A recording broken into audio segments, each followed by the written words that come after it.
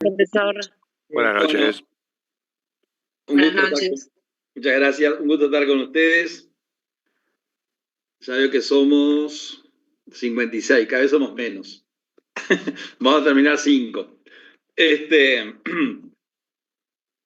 Bueno, ustedes tuvieron las clases con el profesor Porta. Nosotros hicimos, como hacemos generalmente, un plan de acción de clases día por día, clase por clase. Ahora se hay que organizar el curso. A veces nos salimos un poquito, a veces nos ajustamos, etc.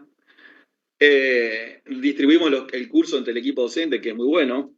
Tenemos 2 personas muy valiosas y tenemos más docentes que nos acompañan, que yo digo honorariamente, porque les gusta el curso, quieren participar. Y bueno, o sea que el grupo docente es muy bueno. Y la rotación permite al estudiante apreciar, digamos, otros enfoques, otras modalidades, y también permite ir avanzando en la carrera docente de los jóvenes que nos acompañan, por lo menos que me acompañan a mí ahora. Nosotros vamos a empezar hoy a hablar de peticiones, que en el esquema que yo tengo acá, peticiones y recursos. En ese esquema que hice del curso, podrá haber una variación, pero bueno, según las cuentas que hice yo, después vemos si nos terminaríamos las clases nuestras alrededor del 18 de noviembre. Y el segundo parcial está fijado para el 25 de noviembre. El segundo parcial está fijado para el 25 de noviembre porque fue la fecha que nos dio Bedelía. Nos dio el salón y la fecha. Es decir, que no depende de nosotros, como sí depende de nosotros el primer parcial, que es el 10 de octubre.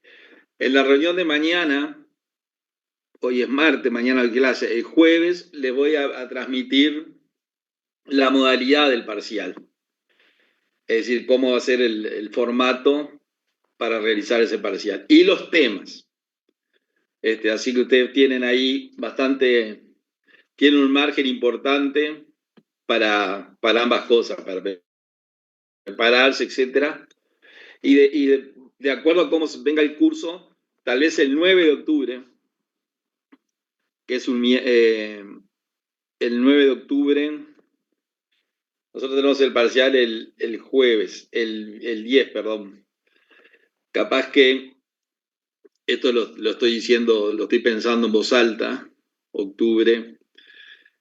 El parcial lo tenemos el 10, que es un viernes. Tal vez el jueves 9 de octubre no demos clase. Porque si bien no es tanto, es una hora y media,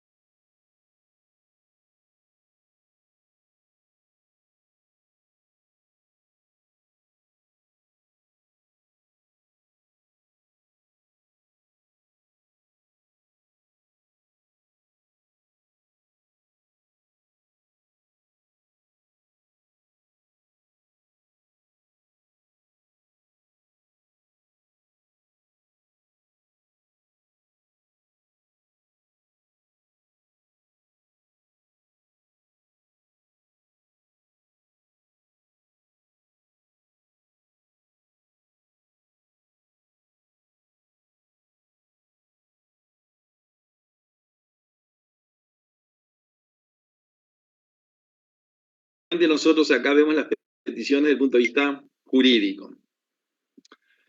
Y en el derecho uruguayo, y en este curso en particular, el concepto de petición aparece ya en nuestra primera constitución, con una cosa curiosa.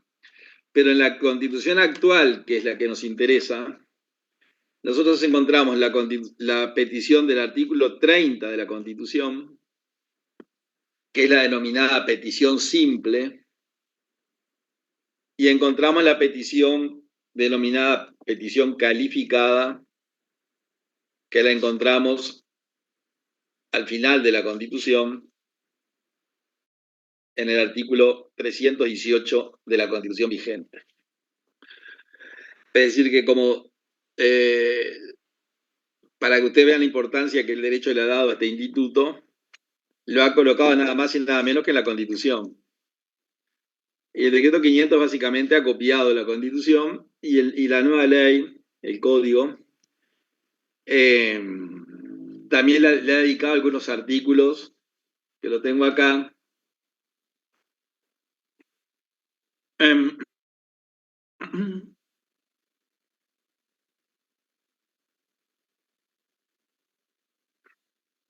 Habla de los recursos a partir del artículo 39, cuando habla de los presupuestos de la acción anulatoria, empieza hablando de los recursos, que esa va a ser la clase del jueves, y también habla de la petición.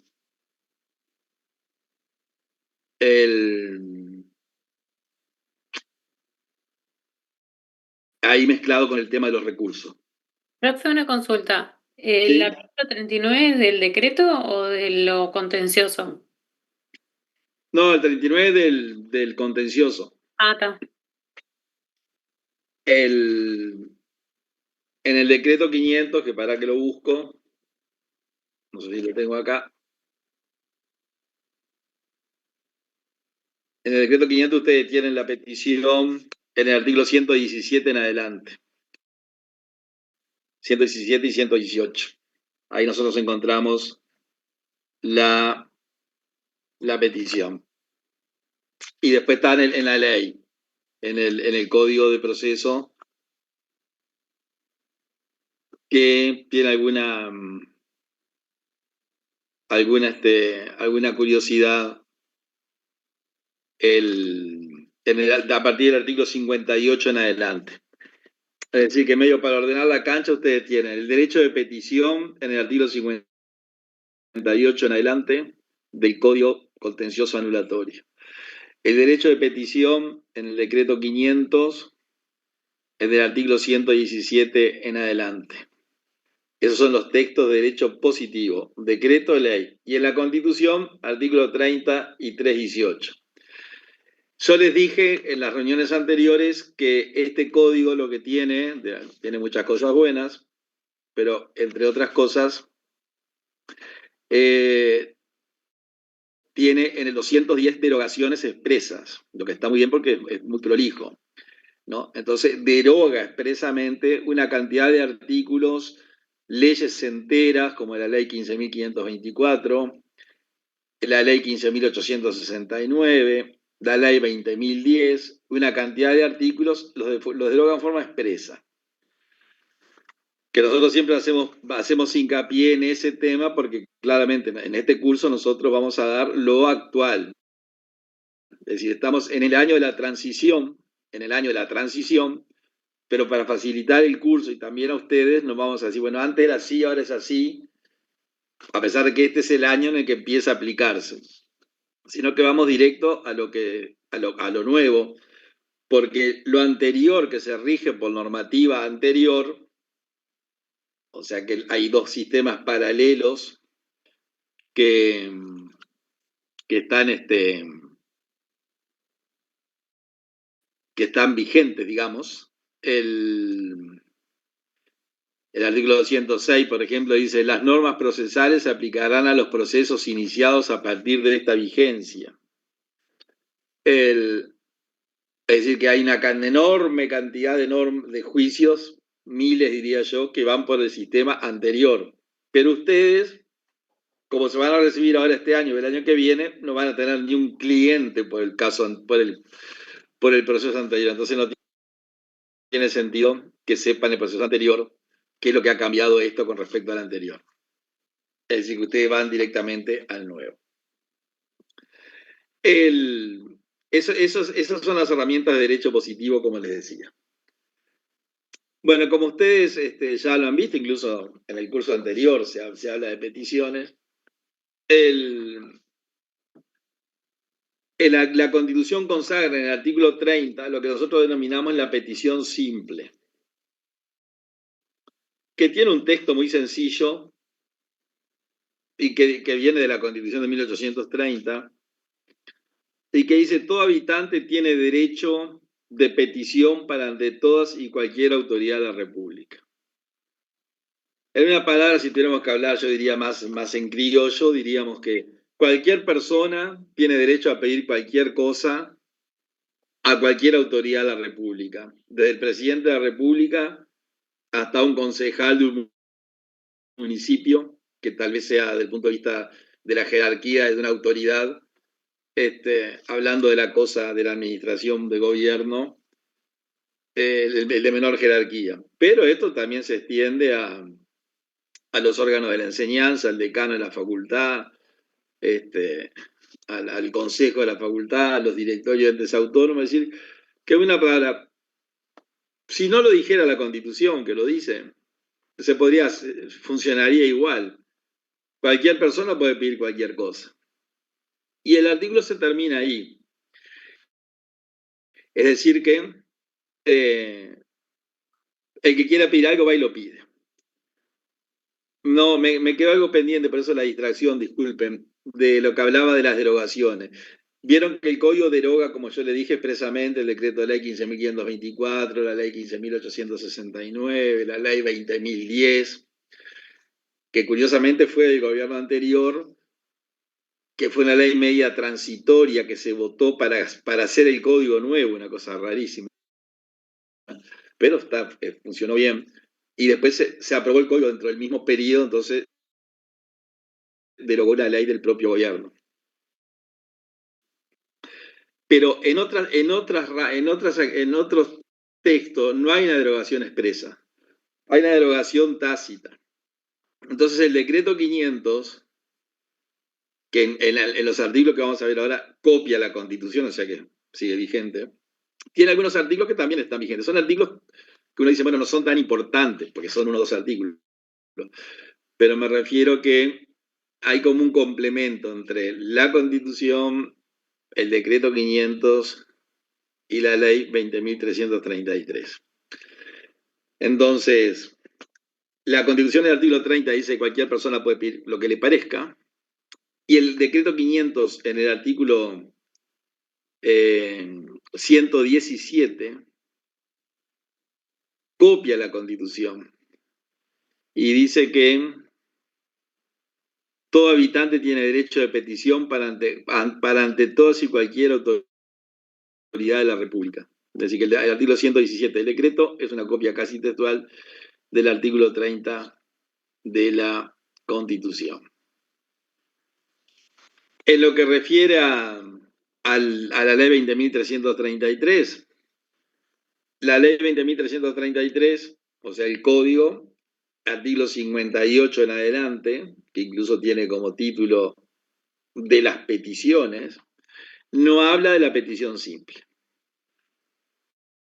Entonces, para empezar y terminar con la petición simple es: uno puede pedir cualquier cosa a cualquier autoridad de la República, y la autoridad de la República depende la situación jurídica del que pide, tiene obligación de contestar o no tiene obligación de contestar. Si contesta, bienvenido, y si no contesta, también, porque no tiene obligación de contestar, o sea que hace lo que le parece.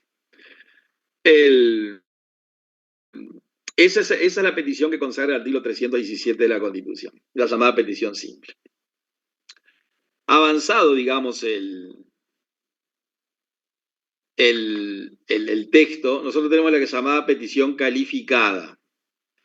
que aparece en la Constitución en el artículo 318, aparece en el decreto 500 en el artículo 118 y aparece en el nuevo Código del Contencioso Anulatorio en el artículo 58. Es decir, que eso sería la numeración que estamos manejando nosotros. Claramente, nosotros si mañana preguntamos petición, no le vamos a preguntar qué artículo es, eso no tiene sentido, porque para ver el artículo tenemos el texto a la vista.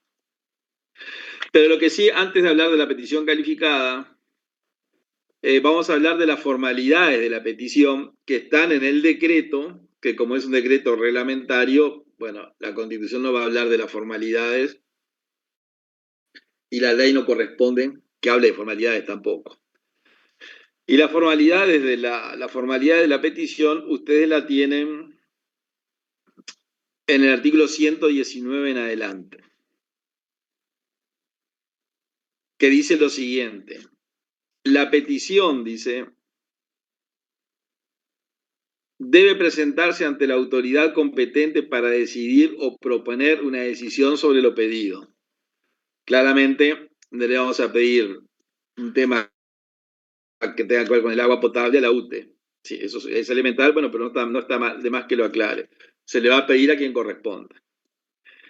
Esta petición debe contener el nombre y domicilio del peticionario, con indicación del lugar donde deben realizarse las notificaciones, o sea, nombre y domicilio. Después vamos a ver que el artículo prevé qué pasa si falta algún dato. Pero en principio, bueno, nombre y domicilio, una cosa bastante, yo diría, escolar. Si la petición tuviera firmada por varias personas, que puede ser, se establecerá en él a la persona con quien deba entenderse las actuaciones. Y que en la propia petición, que pueden firmar las 10, 15, 40 personas, 100, 200, 500, se puede decir, bueno, que lo que se resuelva se le notifique a uno de ellos, fulanito de tal. Otro elemento que tiene que tener la petición como un elemento clave es los hechos y fundamentos de derechos en que se apoya expuesto con claridad y precisión. Claramente esto también es muy sencillo. Si alguien va a pedir algo, tiene que tener un contenido. Bueno, ¿qué es lo que viene a pedir? Esos son los hechos. Tercero, la solicitud concreta que efectúa formulada con toda precisión. Es decir, que estas formalidades sirven para la petición simple o la petición calificada que vamos a ver ahora. Es decir, nombre, domicilio, los hechos. Mire, en virtud de que sucede este hecho, pasa esto en la realidad, yo pido esto otro. O sea, la solicitud concreta. Y finalmente ese artículo dice, si la petición careciera de alguno de los requisitos señalados en el 1 y en el 3, es decir, no dice nombre y domicilio y no dice la solicitud concreta, o sea que es una petición un poco extraña, va a decir los hechos, o si del escrito no surgiere con claridad cuál es la petición efectuada, se requerirá a quien la presente que en un plazo de 10 días salve la omisión o efectúe la aclaración correspondiente bajo percibimiento de archivarla.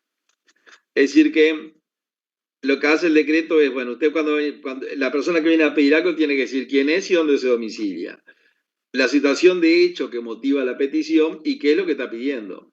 O sea, si no, no entendemos, no podemos satisfacer o resolver, decir que sí o que no, si no nos dice eso. Sin perjuicio de lo cual, el decreto me dice, bueno, si falta el nombre y el domicilio, y si falta lo que está pidiendo, o sea que presenta un relato de hechos, la administración le tiene que dar 10 días para que subsane ese error. Claramente, si pasan 10 días y no lo subsana, al día 11 va y presenta una nueva. Pero bueno, son formalismos que el decreto establece en el ámbito de la petición simple. Ahora, si vamos a la petición calificada, porque recuerden ustedes que nosotros en algún momento en el curso dijimos que el acto administrativo que el acto administrativo, a veces nosotros repetimos mucho lo mismo, pero no nos parece mal repetir. Primero porque repetir fija un conocimiento. Y segundo porque a veces estamos este curso en otro, por ejemplo en Salto, y nos queda la duda si lo dijimos acá, lo dijimos allá, entonces por la duda lo decimos y ya lo dijo, bueno, si está de más, lo que abunda es bienvenido. Recuerden que nosotros dijimos que un acto administrativo nace o sea, aparece o porque el Estado necesita pronunciarse y mediante los actos administrativos habla, se pronuncia, o porque la persona provoca ese nacimiento en virtud de una petición. Es decir, que el origen del acto administrativo siempre son esas dos causas. O nosotros provocamos un nacimiento al pedir algo, o la administración tiene que resolver algo, y bueno, y resuelve mediante un acto administrativo que dicta, porque es la forma de que hable la administración. Yo ahora estoy acá en mi casa, como ustedes están en la suya, y acá tengo a la izquierda un televisor que está mudo, y estaba viendo algo informativo y una noticia fue, bueno, que el gobierno departamental de Salto despidió a 200 y algo de funcionarios, y ahí hay una marcha en la ciudad. No sé, algo que de hace 10 minutos, por eso lo comento. Claramente ese despido de los 200, más de 200 funcionarios, que no interesa por qué los despidieron ni cuál fue el motivo, es un acto administrativo. Es decir, que la administración, para decirle, mire, los quiero despedir, dicte ese acto administrativo. O sea que nace porque la administración lo necesita, si no, no puede notificarle que están despedidos.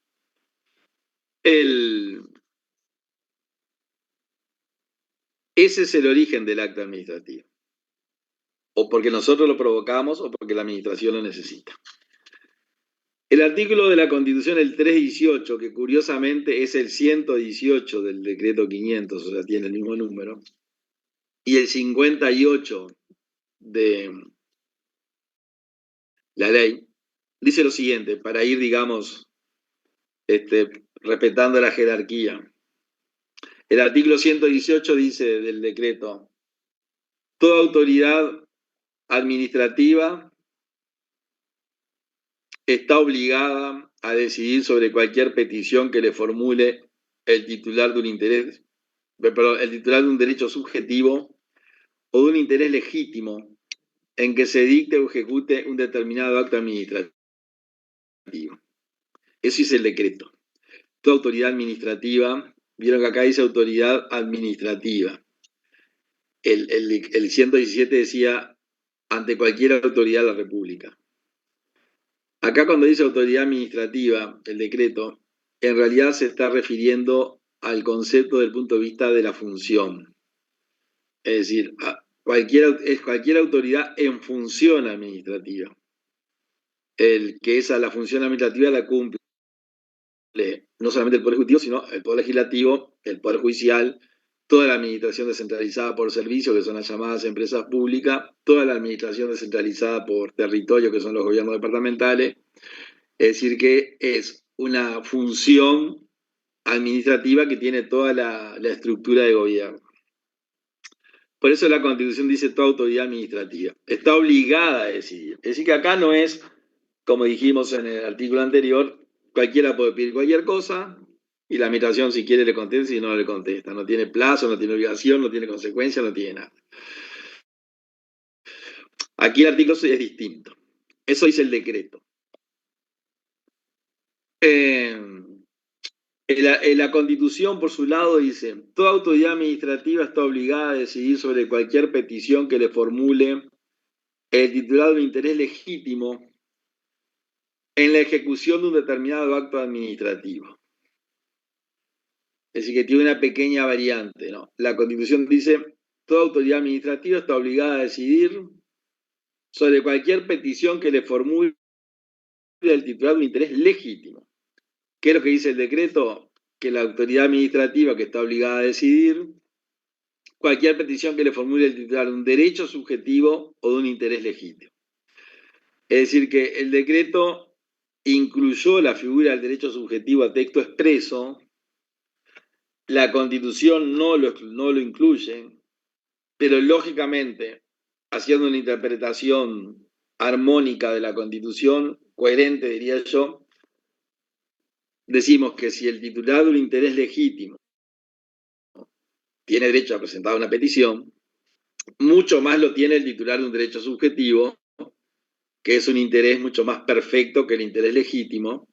Entonces, el constituyente no tenía necesidad de decirlo expresamente, como lo dice en otros artículos de la Constitución, por ejemplo en el 309, cuando dice quién puede presentar una acción de nulidad, dice que tiene un derecho o un interés, pero se supone que si el que tiene un interés, que está en el segundo escalón de las situaciones jurídicas, puede hacer algo, el que está en el primer escalón claramente lo puede hacer.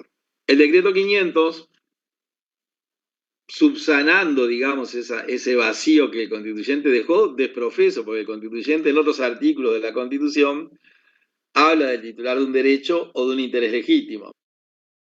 O sea que la figura la conoce. Esto es muy importante siempre para interpretar las normas constitucionales. Es decir, cuando nosotros sabemos que el constituyente conoce una figura y sabemos que la conoce porque la nombra en el texto de la Constitución. Que esto es trascendente cuando uno está en sede, digamos, de interpretación.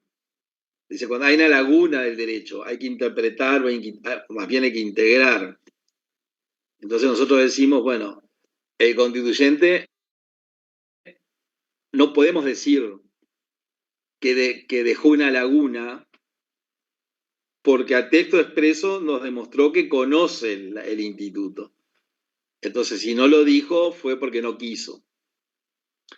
Eso siempre es válido para interpretación. Yo a veces, porque me parece muy didáctico, utilizo el ejemplo del referéndum. Ustedes saben que se acordarán de derecho constitucional, el referéndum está en más de un artículo de la Constitución, está a nivel nacional y a nivel departamental. Entonces, a nivel nacional, el constituyente dice el recurso de referéndum, artículo 79. Y por allá, por el 303 o 304, cuando habla del referéndum departamental, dice el referéndum como recurso. Entonces, claramente uno dice, bueno, ¿el constituyente conoce el instituto del referéndum? Sí, claro que lo conoce si lo puso en 2 artículos. Ahora, del menú de referéndums que hay en el mundo, digamos, está el referéndum consultivo, el referéndum revocatorio, el constituyente incluyó uno solo.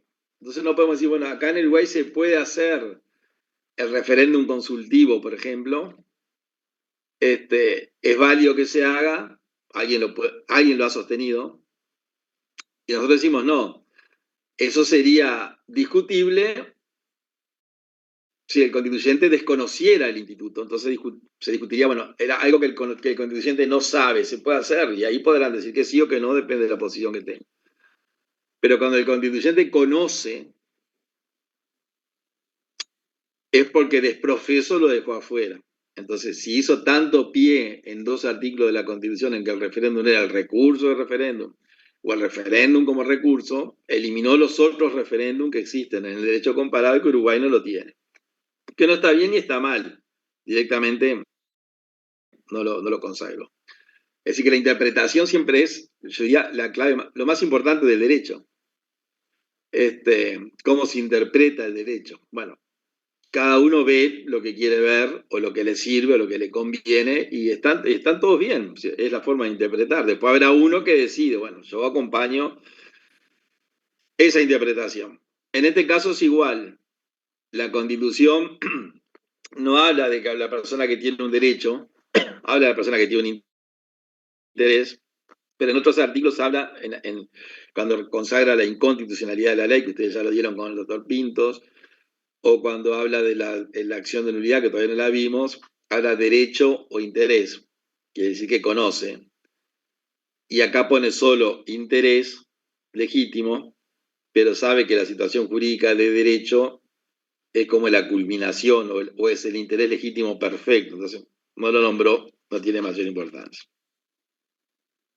La ley 20.333 en el artículo 58, medio que reitera y dice, las peticiones que el titular de un derecho o de un interés directo, personal y legítimo, aquí digamos sigue la corriente del decreto 500, las peticiones que el titular de un derecho o de un interés directo, personal y legítimo formula ante cualquier órgano administrativo se tendrán por desechadas si hay cabo de 150 días, etc.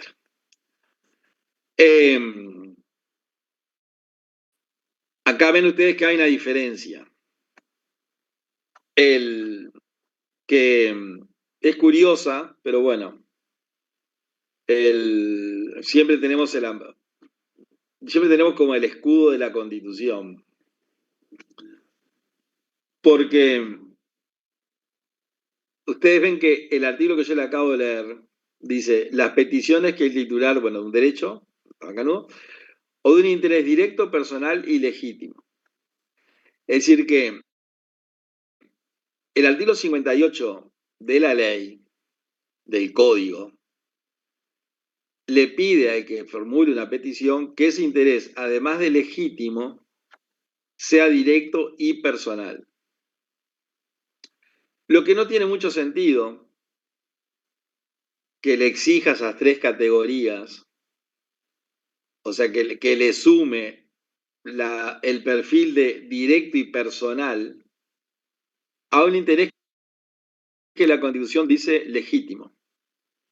En la Constitución dice, toda autoridad administrativa está obligada a decidir sobre cualquier petición que le formule el titular de un interés legítimo. O sea que la Constitución dice, el titular de un interés legítimo puede presentar una petición calificada, que puede presentarla cualquiera, pero si la persona tiene un interés legítimo, ya la petición es calificada. ¿Por qué? Porque la administración tiene la obligación de responderle.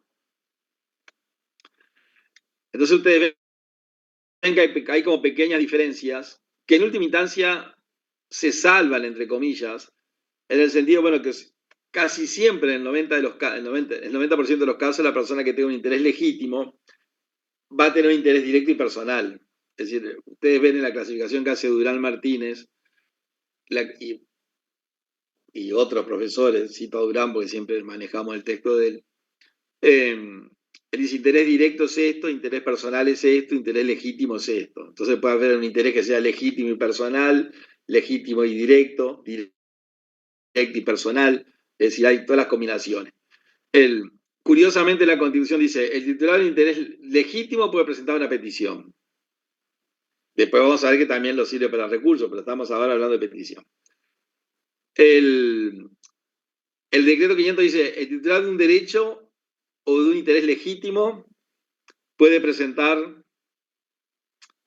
una petición, decreto 500. Le agrega a la Constitución la palabra derecho, porque la Constitución no habla de derecho, pero lo incluye, está implícito. Y el artículo 58 de la ley dice que el titular de un derecho, ahí estamos todos de acuerdo, los tres textos, dos porque lo dicen expresamente, el 500 y la 20.333, y uno porque está implícito, que es la Constitución, y después dice, o de un interés directo, personal y legítimo. Esto, digamos, en una crítica que tampoco tiene demasiada importancia, yo diría que lo de personal, lo de directo y personal está como de más, porque viene a restringir la figura del interés legítimo, que es lo que marca la Constitución. ¿Cuál es la aplicación de esto? Bueno, la Constitución previó el titular del interés legítimo, pero no dijo nada de que persona que tiene un interés directo y personal. Entonces se podría interpretar que la persona que tiene un interés directo y personal no puede presentar una petición. Entonces nosotros subsanamos esa laguna o esa situación un poco extraña que va a suceder que la Constitución dice: toda autoridad administrativa está obligada a decidir sobre cualquier petición que le formule el titular de un derecho subjetivo o de un interés legítimo, y ahí termina. Entonces, y el decreto 500 dice lo mismo, y nosotros lo que hacemos es le agregamos directo, personal y legítimo, en virtud de alguna persona. Si se da una situación que una persona tiene un interés directo y personal y no legítimo, lo puede hacer también. Digamos que esa fue la intención del codificador. Pero la intención también puede interpretarse: bueno, tiene que tener las tres notas: directo, personal y legítimo. O sea que si no tiene las tres, por este lado no entra, por lo que dice la ley, porque pide las tres. Y se pero ingresa por lo que dice la Constitución, si tiene legítimo. Entonces, en la práctica, esto lo digo a ustedes porque se supone que vemos el derecho medio hilando fino. En la práctica, la administración no anda investigando demasiado si es directo, personal y legítimo. Medio que lo toma al barrer. O sea, no hace demasiado. El Tribunal de lo Contencioso tal vez sí, pero la administración tal vez no. Lo importante es que nosotros sepamos que en la petición calificada no es cualquiera, es una persona que sea titular de un derecho o que sea titular de un interés legítimo, como dice la Constitución, o que sea titular de un interés directo, personal y legítimo, como dice la ley. También se me ha dicho a mí, porque nosotros vio que tenemos un equipo de docentes ahí que, bueno, comentamos el código nuevo, o sea, hacemos algunos encuentros, hemos hecho 2 o 3 encuentros en el interior, y me han dicho que esta precisión, digamos, en poner que el titular de interés directo, personal y legítimo puede presentar una petición, es porque en la acción de nulidad, que la vamos a ver más adelante, dice que para presentar una acción de nulidad la persona tiene que tener o un derecho o ser titular de un interés directo, personal y legítimo. Entonces, todos los textos que ustedes van a leer antes de esta ley les va a decir que aquella persona que sea titular de interés legítimo podía presentar una petición, pero no una acción de nulidad, porque le faltaba la nota de directo y personal. Entonces, con este texto, los docentes que hicieron el código en última instancia, lo que trataron fue de medio unificar y decir, bueno, el artículo 309 de la Constitución, que es el que habilita la acción de nulidad, luego de sorteado los recursos o las peticiones, lo que fuera, exige unos requisitos al actor que no se lo exige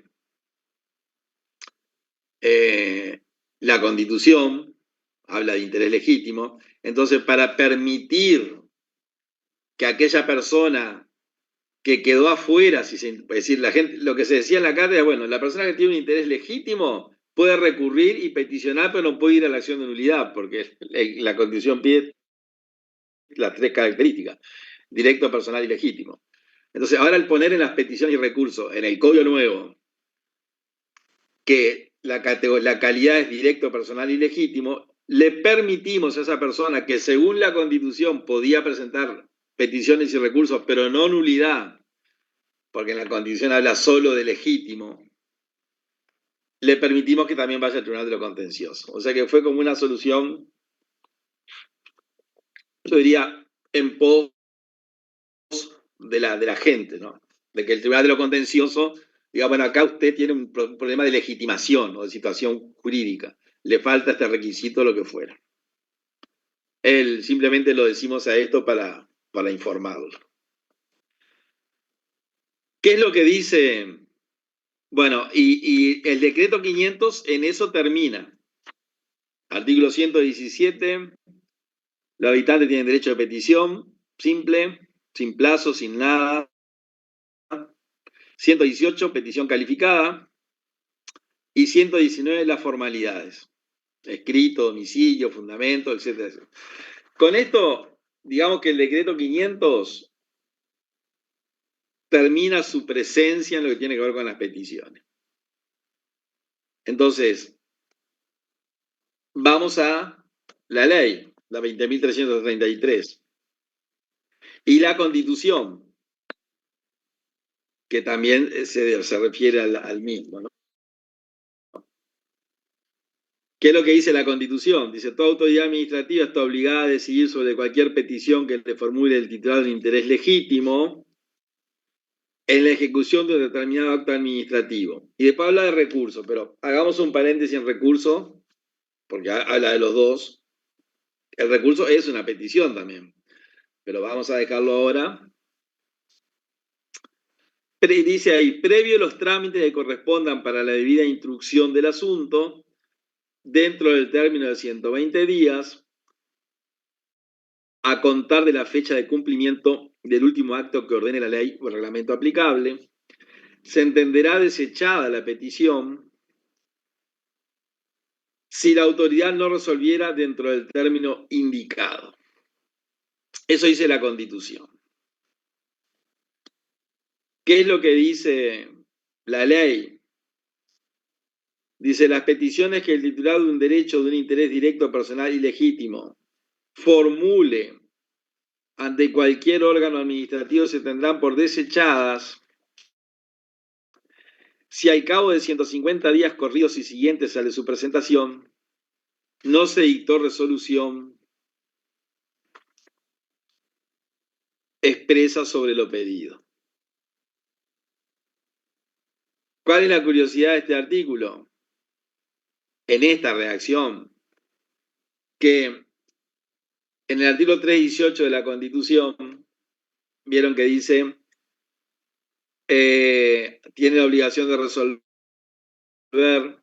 los recursos, pero las peticiones también, previo a los trámites que correspondan para su debida instrucción dentro del término de 120 días a contar de la fecha de cumplimiento del último acto, etc. Así que la Constitución da un plazo de 120 días para resolver el recurso.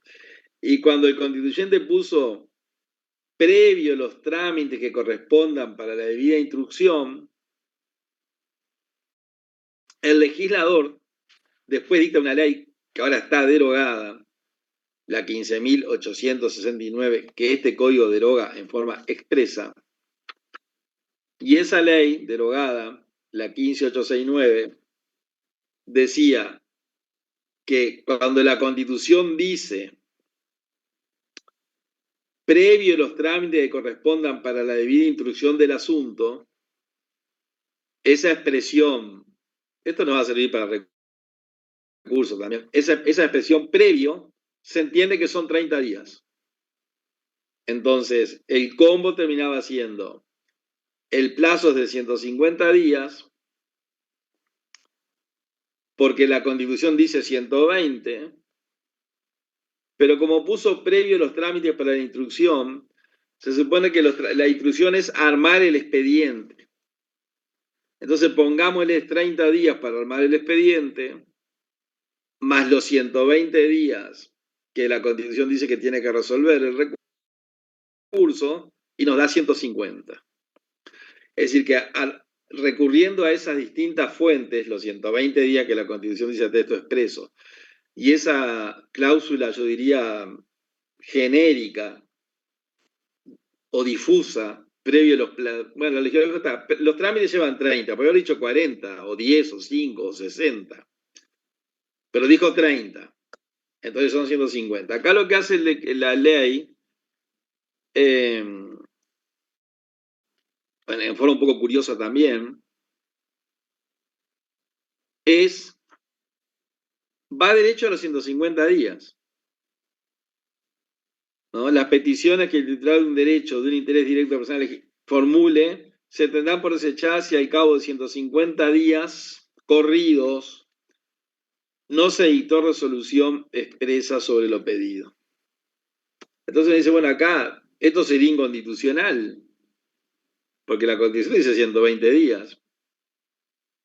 Metió ahí previo los trámites para... Es decir, esto debió decir, los trámites para instrucción son 30. más los 120 son 150, y va directo a poner 150, o sea, a prorrogar un plazo que la Constitución, bueno, eso lo vamos a ver luego, pero a los efectos del curso no vamos a entrar en esa discusión si eso no es inconstitucional, porque será inconstitucional lo que la Suprema Corte diga que es inconstitucional, aunque a nosotros diga, Pache, esto es inconstitucional, bueno, será una opinión de doctrina y depende del código lo subsana eso. Lo cierto es que es el derecho vigente. Entonces, Profesor, ¿sí? el decreto 500 sí recoge, al hablar de los recursos, el plazo para la instrucción de 30 días. Cuando Sí, habla propiamente dicho de los recursos, ahí sí, en el 146 dice que el plazo para la instrucción será de 30 días, pero es el claro. decreto 500. Pero el decreto 500 está muy bien cuando habla de recursos. El decreto 500 toma ese plazo de la ley 15.800, de una ley anterior. Acordate que el decreto es del año 91 y la ley que yo te digo que fue derogada es del año 87. La ley 15.869, que es una ley breve de 11 o 12 artículos y que repetía los recursos, era una masa, era todo copiando. En su momento decía, entiéndese que el plazo para la debida instrucción es de 30 días. Que hubo una modificación, no lo quiero entregar, a una ley anterior que hablaba de 90 días, una ley más anterior. Entonces, teníamos una redacción muy curiosa porque decía, entiéndese que el plazo para la debida instrucción es de 30, que la ley fijó en 90 días de 30 días. Una cosa bastante rara la redacción, pero para no complicarnos la vida, como la Constitución no dijo cuál era el plazo, dijo, le doy 30 días más para que lo hagan, y lo dijo por ley. Acá lo que sucede, que después vemos capaz que lo resuelve el código, es que dice, se debe resolver en 150 días, cuando la Constitución dice 120. O sea que le incluyó los 30. Pero los efectos del curso, o sea, en esa discusión detalle no vamos a entrar. Mañana, en una pregunta, ¿cuál es el plazo para resolver una petición? 150 días, macanudo, aprobado. No nos interesa 120 más 30, si este código metió esos 30 por encima es lo que está vigente. Esto es muy importante porque siempre las inconstitucionalidades son de opinión. Uno dice, esto es inconstitucional. Bueno, está, pero es una opinión. Nosotros sabemos que, como lo saben ustedes, porque ya lo vieron con Pinto, es que yo un día hablando con el fiscal de corte, le dije, esta disposición es inconstitucional. Y el fiscal me dijo, sí, es inconstitucional. Pero como la Corte Suprema nos dice que no, yo la aplico. Y tenía razón el fiscal de corte. ¿Sí? Para mí, decía, como tengo formación jurídica, es inconstitucional, igual que la misma formación que tenés tú. Pero hasta que la Corte no lo diga, yo lo utilizo. Entonces, no hay que hacer más de lo que la norma pide. Después sigue diciendo la ley, la 20.333. El vencimiento de dicho plazo no exime al órgano de su obligación de pronunciarse expresamente sobre el fondo del asunto. Esto mañana, cuando demos recursos, lo vamos a repetir, pero bueno, ahora estamos en petición, ¿no? Y quiero hacer esa separación.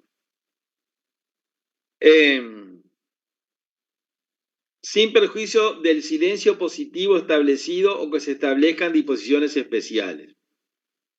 Ustedes ven que la Constitución dice, se entenderá desechada la petición o rechazado el recurso, pero acá vamos sacando en petición, mañana lo vamos a repetir.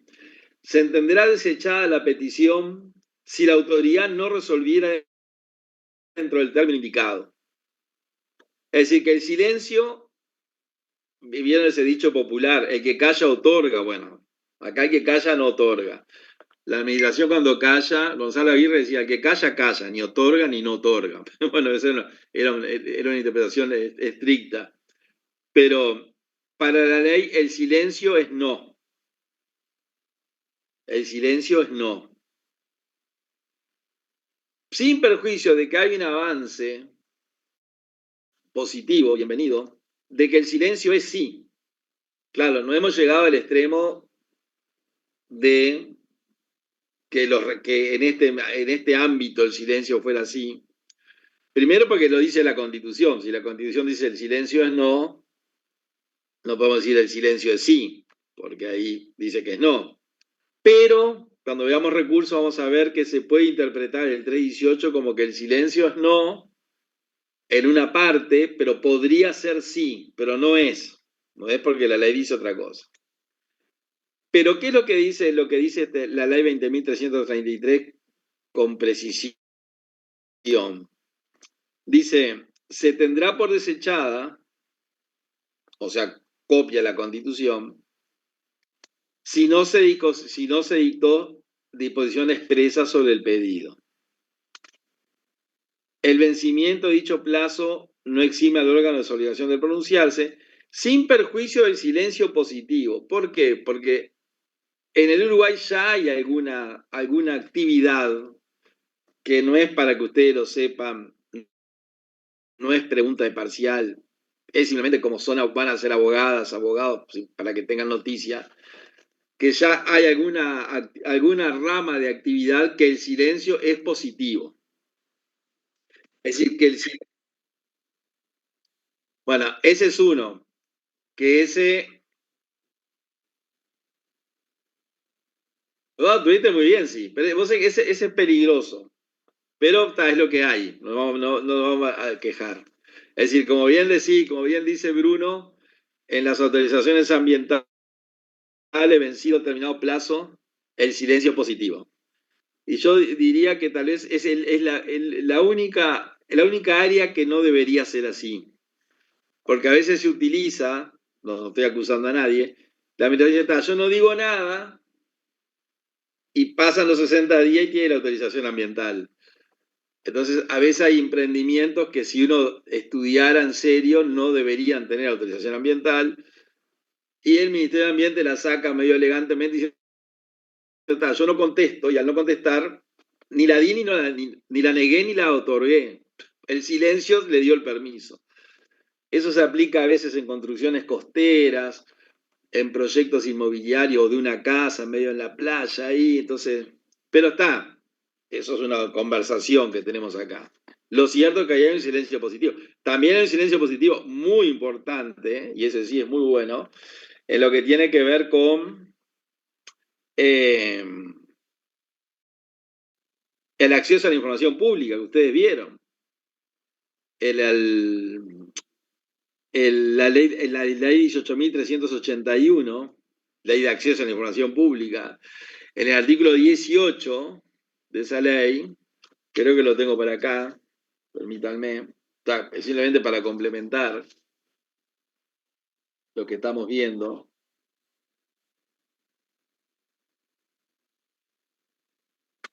Acá está. Perdón, Eduardo, no vimos acceso a la información pública todavía. No, ¿lo vimos a eso? Bueno, capaz que estoy confundido yo, perdón. No, tú lo habías asignado, creo, para el viernes pasado, pero yo cuando hablé con el doctor el otro día me dijo que él tenía asignado solamente Avias Data. Así bueno, capaz que hubo ahí un malentendido. Tienes razón vos, tú tienes razón, y tiene razón Ismael, el profesor Porta. Hay un malentendido, menos mal que me dijiste. Sí, en la división de temas, no, incluso Ismael hizo un informe muy bueno, esto es algo interno, tienen por qué saberlo, en el cual detalló todo lo que dio, y ahora el que se me pasó fue a mí. Bueno, vamos a ver, esa ley es muy importante, y además se usa enormemente, se usa mucho esa ley. Los periodistas, los políticos, hacen un pedido de informe, no le contestan al pedido de informe, meten una cuestión de información pública, la gente en general, movimientos sociales, es decir, fue un avance muy bueno ese. Pero ya que la nombré, vamos a hablar ahora. No vamos a hablar de la ley, vamos a dejarla para después. Pero ese artículo dice así, el organismo requerido, bueno, ustedes saben que la ley de acceso a la información pública es una ley muy importante, que incluso es de la ley que surgen los famosos contratos secretos confidenciales o reservados de un artículo de esa ley. Cuando nosotros escuchamos, no, que contrato secreto, que aquí, que allá, y hay toda una movida, como que hay que hacer algo muy, muy imposible para cambiar eso. Es un artículo de una ley. O sea, que no se cambia porque no se quiere, pero está bien, si no se quiere, no se quiere. Pero esa ley dice, el silencio, el organismo requerido solo podrá negar la expedición de la información solicitada mediante resolución motivada del jerarca del organismo que señale su carácter reservado o confidencial, indicando las disposiciones legales en que se funde. Pero después dice, vencido el plazo de 20 días hábiles desde la presentación de la solicitud, si no ha mediado prórroga o vencida la misma sin que exista resolución expresa notificada, podrá acceder a la información respectiva porque el silencio es positivo. Así que si la administración no contesta, simplemente se lo digo como una anécdota ahora, después lo vamos a ver en clase, ahí hay un silencio positivo. Y además esa ley establece algo también muy curioso, que el jerarca que le pasa eso, se comete una falta grave. Dice así, podrá acceder a la información, considerándose falta grave la negativa de cualquier funcionario a proveérsela de conformidad con lo previsto en la ley tanto. Es decir, que si una dice, mira, yo quiero esta información porque usted no me contestó, se le venció el plazo, por lo tanto tengo derecho a la información, si la administración dice, no, yo igual no se la doy, no sé, porque se le antoja no dársela, esa negativa a dársela con el plazo vencido es una falta grave para el funcionario que podría implicar un proceso disciplinario. Pero está muy bien lo que dijiste tú también del temas ambientales. Y después cuando vemos recursos vamos a hablar un poquito como para ver el tema del derecho positivo, del silencio positivo. La decisión expresa, esto lo vamos a repetir ahora cuando demos recursos, pero a mí no me importa repetirlo en sede de petición y en sede de recurso, porque es de la parte del programa de esta materia en el cual más van a trabajar ustedes, va a ser en recursos, ni hablar que va a ser recursos. Creo que muy pocas inconstitucionalidades, podrán tener algunas, pero muy poquitas, en lo largo de su vida.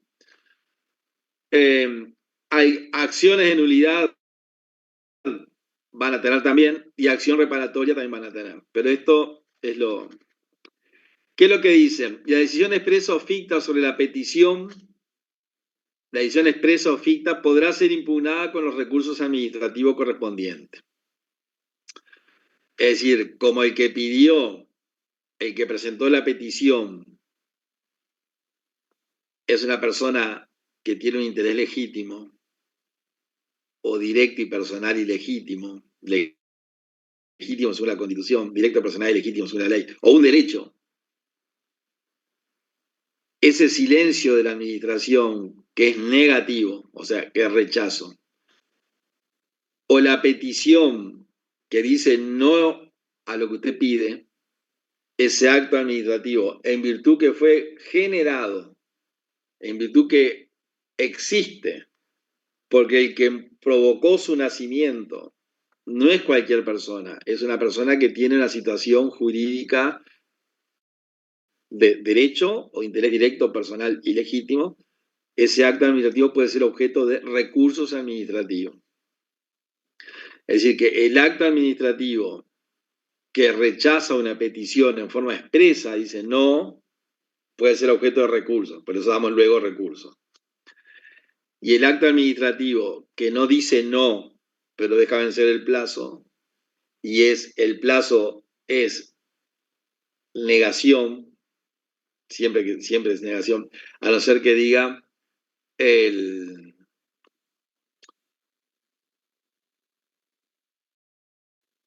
que diga expresamente que tiene valor positivo. Recuerden que el valor negativo siempre, el silencio siempre es rechazo en recursos, según la Constitución. Se entenderá desechada la petición o rechazado el recurso si la autoridad no resolviera dentro del término indicado. O sea que la Constitución no es que sea solamente en recurso. En petición y recurso el silencio es desecha. Pero lo que dice la ley, que no lo dice la Constitución, es, o sea, precisa un poco más el término, es que la decisión expresa o ficta sobre la petición podrá ser impugnada con los recursos administrativos correspondientes. Eso la Constitución no lo dice la ley, o sea, la ley perfecciona. Igual se podía hacer, porque uno, cuando ejercía el derecho a petición en virtud de la calidad de la persona que lo pedía, ese acta administrativo daba lugar a recursos. La ley lo dice expresamente. Es decir, esta ley ha facilitado mucho el ejercicio de la abogacía en temas de derecho administrativo. Lo ha facilitado porque la ley le ha allanado el camino al abogado. O sea, si el abogado no está seguro, la misma ley le resuelve una cantidad de cosas. Este código que es muy macanudo en ese aspecto. Luego dice, cuando el peticionario sea titular de un derecho subjetivo, la denegatoria expresa o ficta no obstará al ejercicio de las acciones tendientes a hacer valer aquel derecho.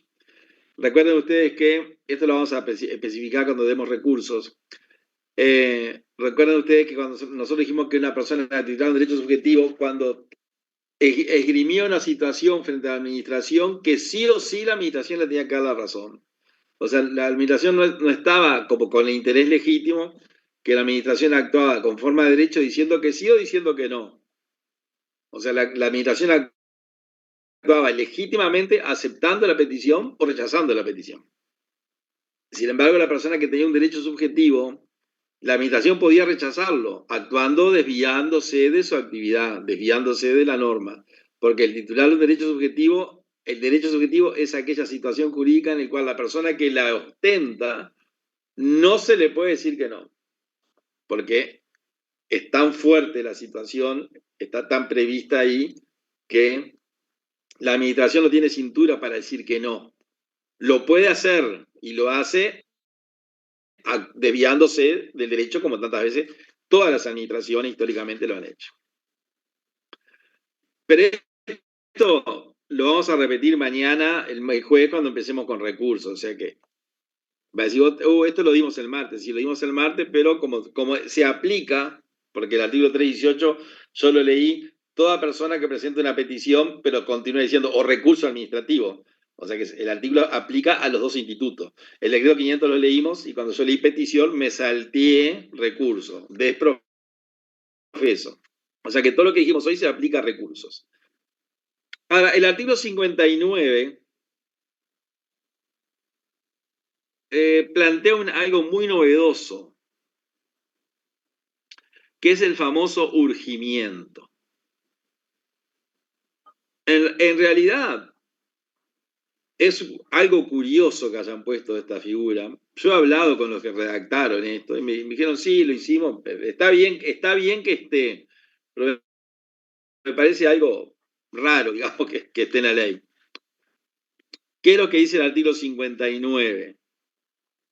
Recuerden ustedes que nosotros estamos hablando en un capítulo 4 que habla de las peticiones.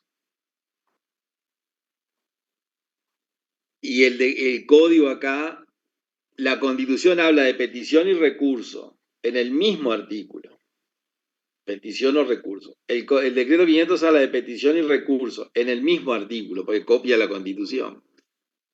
Acá en la ley 20.333 le dedica un capítulo 4 de las peticiones. Y dentro de ese capítulo de las peticiones, que dice las peticiones que el titular de un derecho, de un interés directo personal elegido, formula ante cualquier órgano administrativo, se tendrán por desechadas si al cabo de 150 días no se pronunciaron, la decisión expresa, etcétera, etcétera. Agrega este artículo 59 que es el urgimiento. Es decir que no está hablando de recursos, está hablando de peticiones. Y dice así el 59. En cualquier momento posterior al vencimiento del plazo señalado en el artículo precedente, en cualquier momento posterior al vencimiento del plazo señalado en el artículo precedente, es decir, 150 días, ese es el plazo señalado, el peticionante podrá urgir la resolución expresa del asunto. Y si transcurren 30 días corridos contados del siguiente al urgimiento, sin notificarse la resolución, se considerará que hay ratificación de la denegatoria ficta. Bueno, este artículo es bien curioso. Yo diría que está ahí para, digamos, como para decirle al abogado que se le pasó un plazo, mirá, meter un urgimiento y ahí resucitar un plazo. Porque desde el punto de vista estrictamente jurídico no tiene demasiado sentido esto, pero él está acá escrito. En cualquier momento posterior, puede ser dentro de 8 años, ¿no? Es decir, pasaron 5 años y ahora eso es cualquier momento posterior. En cualquier momento posterior al vencimiento del plazo señalado, o sea, en los 150 días, el peticionante podrá urgir, o sea, podrá intimar la resolución expresa del asunto. Es decir, que vencido el plazo de 150 días, la persona dice, bueno, está, pasaron 4 o 5 meses, 150 días son 5 meses, pasaron 12 meses, 13 meses, entonces yo lo que tendría que haber hecho es, se venció el plazo de la petición, pasaron los 150 días, no me contestaron, o sea que rechazaron mi petición, entonces yo lo que tengo que hacer es recurrir esa petición. En un plazo de 10 días hábiles, como lo vamos a ver mañana, el jueves, perdón. Terminada la petición, me queda la herramienta del recurso, para los cuales tengo 10 días hábiles. Ahora, este artículo que dice, en cualquier momento posterior al vencimiento del plazo señalado, el peticionario podrá urgir la resolución expresa, quiere decir que uno puede presentar una petición, se le pueden pasar los 10 días del recurso, puede pasar 1 año, 2, 3, 4, 5, no sé, no hay plazo, porque además habla de del primer urgimiento, van a ver. Una cosa bien rara. Pero bueno, yo he hablado con los que lo redactaron, y además está bien, no los critico, he hablado así como amigos que son, y dicen, sí, eso pusimos, bueno. El peticionante podrá urgir la resolución expresa del asunto. Es decir, 150 días, le dijeron que no, y a los 6 meses el tipo dice, está, me dijeron que no recurrí, que tenía 10 días. Entonces ahora le intimo a que lo resuelva. Y si transcurren 30 días corridos, contados desde el urgimiento, o sea, de que yo le intimé, sin notificarse la resolución, se considera que hay ratificación de la denegatoria ficta. Es decir, que a los 150 días, si no le contestaron, ¿sí, Pablo? Interrumpí nomás porque yo a veces no veo la mano. Profe, le iba a decir, yo para mí que lo que quisieron hacer ahí es darle otra oportunidad, en realidad, a la persona de acceder a la justicia, ¿no? Yo lo veo por ahí. Es como de acceder, de que por un silencio de la administración no se hayan perdido la oportunidad de ir, por ejemplo, al TCA. Yo la veo por ahí, que le diga. Es una segunda oportunidad. Obviamente que al abogado le sirve. Al abogado antes dejaba pasar los 10 días hábiles que tiene y marchaba, ya no había forma de nada. Ahora dice, va y presenta este principio, este nuevo principio del CCA, ¿bien? Y con eso ya se salvó de incurrir incluso responsabilidad profesional por haberse olvidado en el plazo de 10 días hábiles de presentar los recursos. Sí, yo coincido plenamente contigo, está muy bien lo que tú decís. Yo digo que a mí me parece como raro que el código lo diga. También me parece raro, que después lo vamos a ver, que el código diga que la administración le tiene que decir al abogado qué recurso va. Una cosa rarísima. Es decir, la administración quiso ir de un extremo al otro en cuanto a las garantías para el administrado. Sí, yo la veo por ahí. A mí lo que yo vio que administraba la parte débil de la relación. Entonces lo quiso favorecer por ser la parte débil de la relación ante el Estado. Yo lo veo por ahí. No, yo pienso igual que vos. Es más, yo creo que quiso, hablando acá en la reunión entre amigos, cuando nosotros decimos la parte no sabe nada. La parte es la persona No sé, que está allá, hoy me llamó un colono a mí, pues me dice, mire, yo, el colono, ¿qué sabe? Él sabe mucho de lo que hace él, pero de esto no. Pero yo creo que estas normas están hechas como para proteger a los abogados. Sí, Uno hay que claro. saber la parte.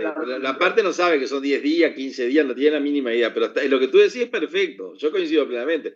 ¿Para qué pusieron un artículo que dice que en cualquier momento se puede urgir a que resuelvan? Y bueno, la única explicación es que se presentó una petición calificada, que además no necesita firma de abogado la petición calificada. Porque entre los requisitos no está la firma de abogado. Se necesita firma de abogado para un recurso. Pero está, pongamos así. Se pasaron 150 días.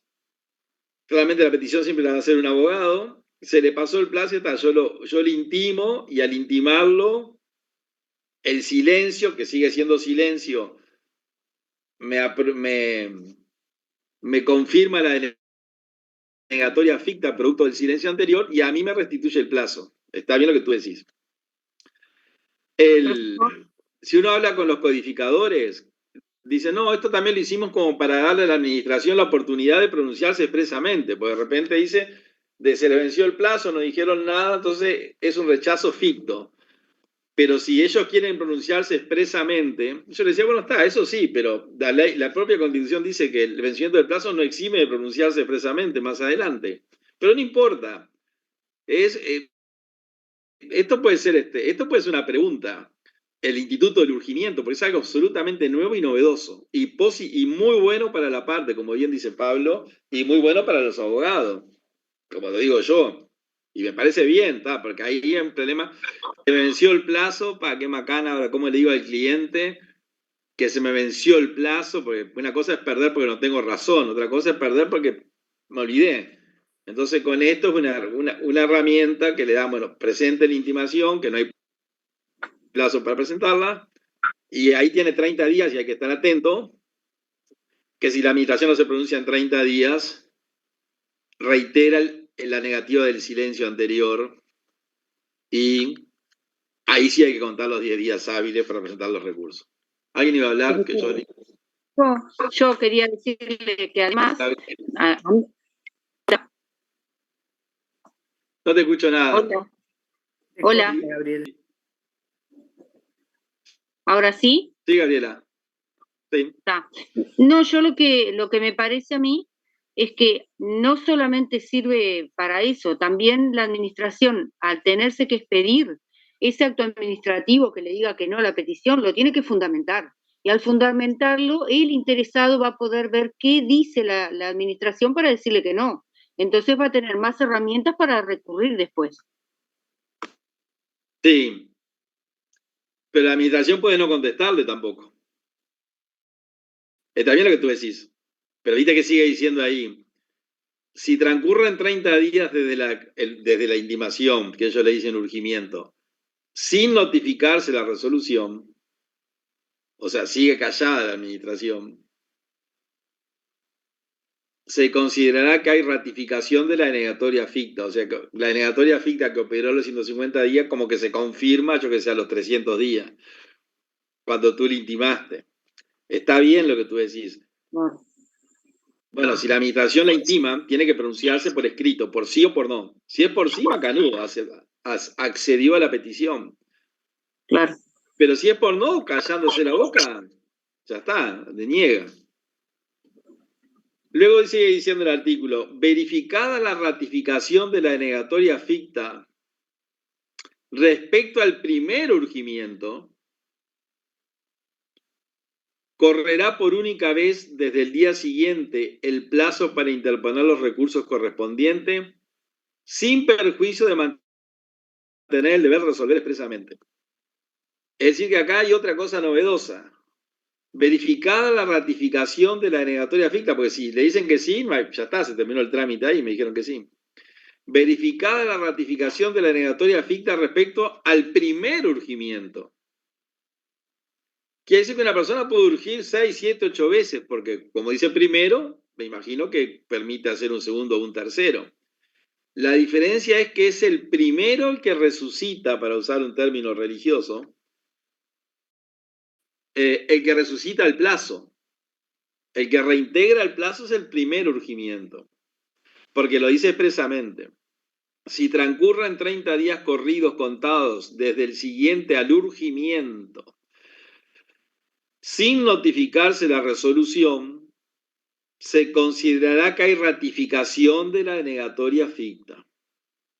Verificada la ratificación de la denegatoria ficta respecto al primer urgimiento, correrá por única vez, y ahí está el plazo resucitado, rehabilitado, desde el día siguiente el plazo para interponer los recursos correspondientes, sin perjuicio. O sea, como dice Pablo, yo estoy de acuerdo, o sea, bienvenido a este artículo, porque hay una enorme cantidad de casos, centenas, muchos casos, que se pierden por un plazo.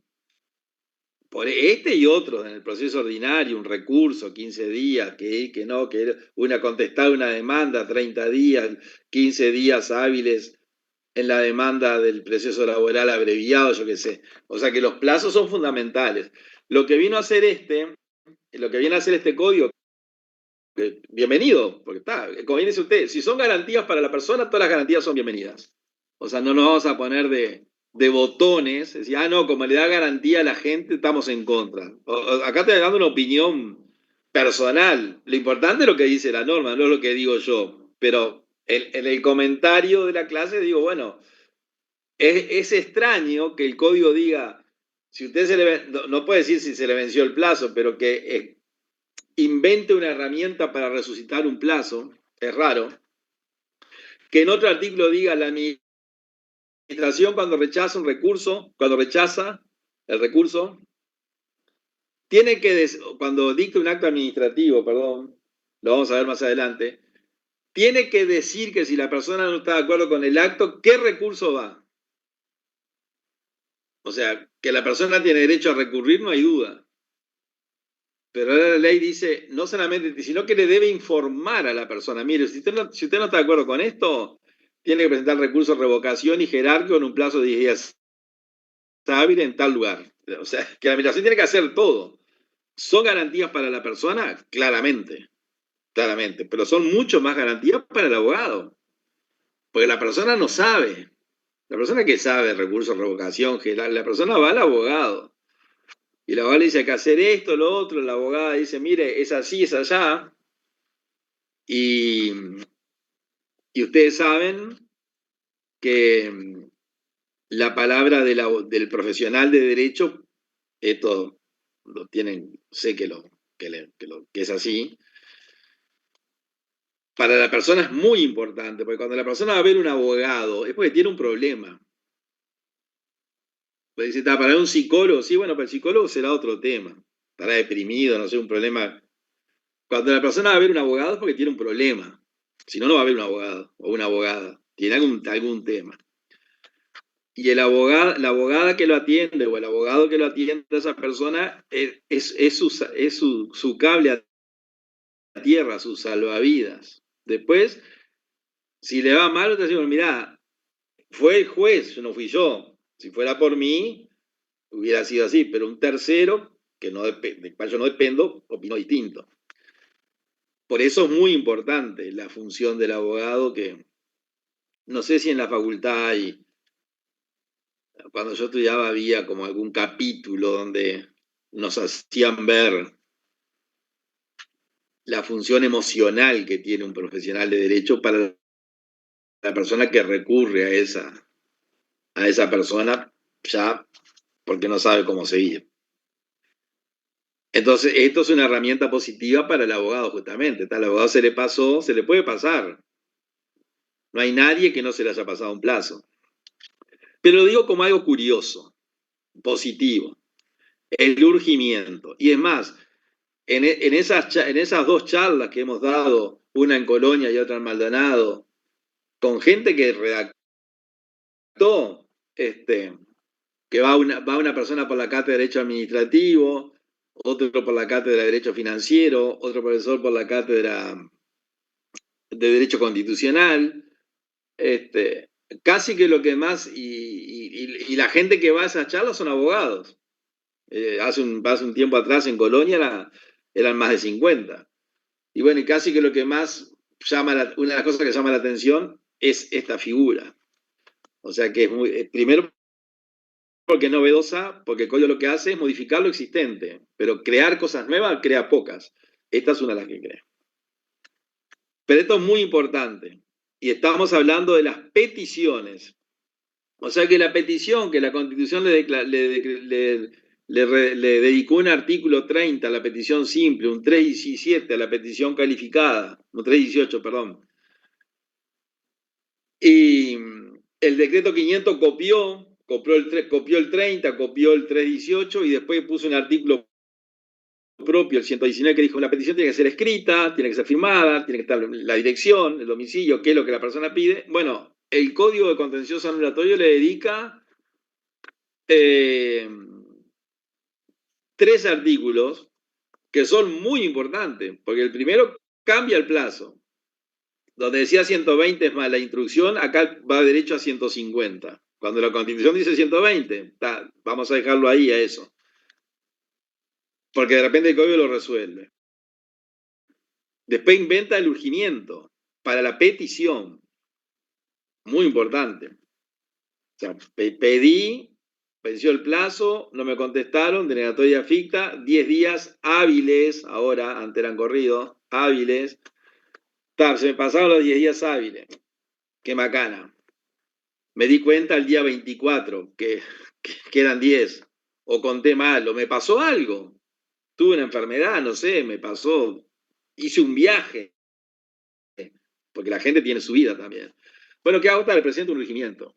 Intimo a que lo resuelva. El urgimiento son 2 renglones. Al amparo del artículo 59 de la ley 20.333, urjo a la administración pública que resuelva la petición presentada con tal fecha y chau, no hay que decir más nada, pues todo lo dicho está en la petición. Y ahí 30 días la administración para resolver. Si no resuelve, viene el nuevo plazo que, como dijo Pablo, me salva y presento los recursos. Y finalmente, artículo 60, y con esto nos vamos, dice: los plazos de que dispone la administración para resolver las peticiones se contarán por días corridos, se computarán sin interrupción y vencerán el día correspondiente incluso cuando éste sea inhábil. Esto es muy importante.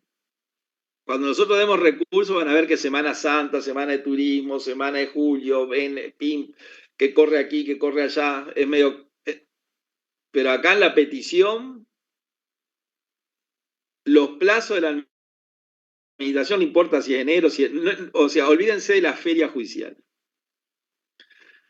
que sí es válida para los recursos. Los plazos de que dispone la administración para resolver las peticiones se cuentan por días corridos y se computarán sin interrupción. Y si vencen un día inhábil, es ese día. Si la petición vence el domingo es el día 150. No es que, bueno, se corre el primer día hábil, no. Es decir, que acá es sencillito. Para resolverla, no es así en recursos, pero para resolver la petición, 150 días. O sea que este código, que tiene muchas novedades, pero que son sencillas, porque como no vemos, el anterior no lo estudiamos, esto es lo nuevo. Le dedica a la petición que la Constitución, el decreto y la ley no le había dedicado casi que nada. La Constitución crea el 30, petición simple, en el 318 la calificada, y el decreto 500, y después dejó ahí. Se dedicó con buen criterio un poco a reglamentar este instrumento, que es muy bueno, porque es una de las 2 formas en que un acto administrativo nace a la vida. O porque la administración lo necesita y lo dicta, o porque yo lo necesito. Y con mi petición lo provoco. Entonces acá explica con bastante prolijidad cómo se hace, qué se hace. Y el decreto 500 sigue vigente porque en el decreto 500 dice cuál es la formalidad de la petición. Que usted me dice, bueno, está en el Código General del Proceso, dice cuál es la formalidad en un código. Hay un artículo que dice que tiene que ser por escrito, así macanudo, pero acá se optó por esta modalidad. En lugar de ponerlo en el código, que me parece bien que no esté, en el Código General del Proceso está todo, cómo se redacta una demanda, qué tiene que contener una demanda. Pero acá no dice, acá dice el decreto 500. 58, 59 y 60, acuérdense los 3 artículos de la petición. Bueno, y vamos a dejar acá y vamos a arrancar el jueves con el artículo 39 en adelante, de los presupuestos de la acción anulatoria. Del agotamiento de la vía administrativa, que son los recursos administrativos, y que en la clase nuestra, en el esquema que hice, hoy es 30 de septiembre, ¿verdad? Pero estuvieron bien ustedes en hacerme ver que no dimos, en este plan de acción que tengo acá, acceso a la información pública. Dimos habeas corpus, sí, está bien. Así que me voy a anotar que eso falta, porque eso es algo que se utiliza mucho se utiliza. Y seguramente como abogado le van a decir, ¿cómo hago para pedir un acceso a la información pública que además tiene un proceso jurisdiccional? O sea, que no es que yo presente una carta al Ministerio de Ambiente, dígame cómo autorizó, no sé, el hidrógeno verde en Paysandú. Se dice que sí es una cosa, se dice que sí es no. O sea, que tiene todo un proceso que hay que darlo y que nos va a llevar más de una clase. Pero ya no está acá. Bueno, dejamos acá y nos vemos el jueves.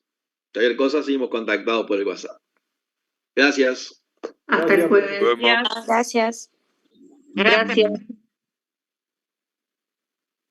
Profe, una consulta. Diga. Sí, quería saber de dónde podía leer el tema de procedimiento disciplinario, perdón, y lo de que vimos hoy